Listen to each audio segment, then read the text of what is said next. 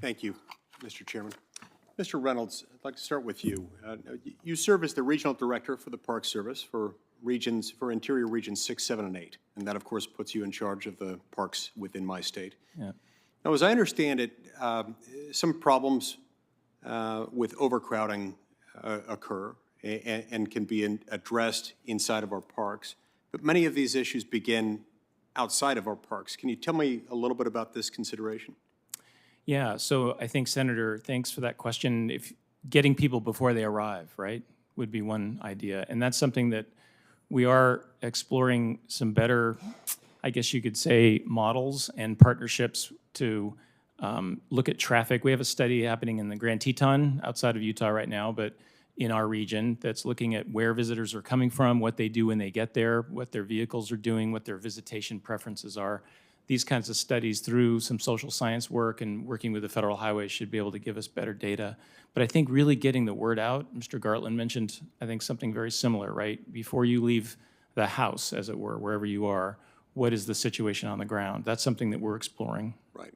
So that people can decide when the best time might be for them to visit and which part of the park to enter, which part of the park to visit. Now, in 2020, Zion National Park in my state of Utah was the third most visited park in the nation with around 3.6 million visitors. Now, at times, Zion has had to deal with some of these overcrowding issues because, that's a lot of people visiting one park. And in many cases, a reservation has been suggested as the only solution in spite of strong opposition from most park visitors and local communities, and that's something I strongly oppose.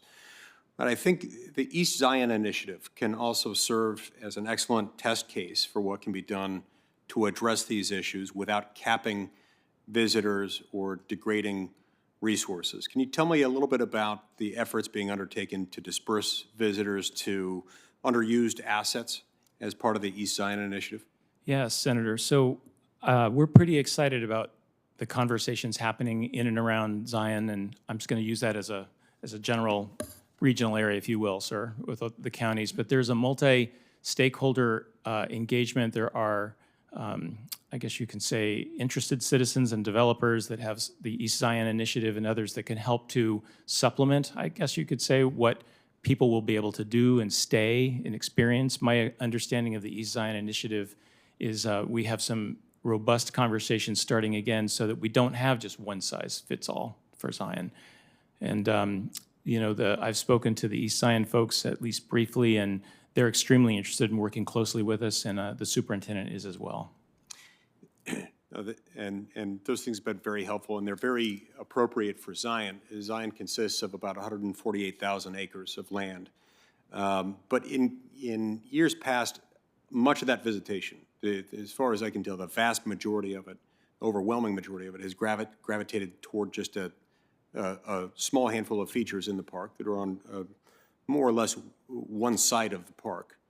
I've been very, very pleased to see Superintendent Brady Baugh and other park leadership working to collaborate with local communities in trying to figure out how we can preserve resources and facilitate greater access.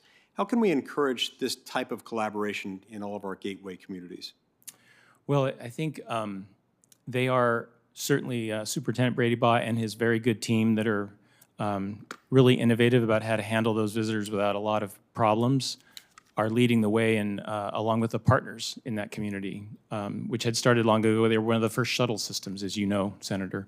And so I think that we should be looking at the Zion conversations, the stakeholder meetings, as a model that we should try and strive in other parks that we're dealing with, because I think having everyone at the table will avoid some of the problems we were just talking about a few minutes ago with Mr. Garland. Now, some of these questions that you're addressing regarding dispersion and utilization of park assets, these are things that tend to require some fairly technical analysis. Yeah. What resources are currently available to our park superintendents to help make sure that our parks are accessible and well-maintained? Yeah, there's a range.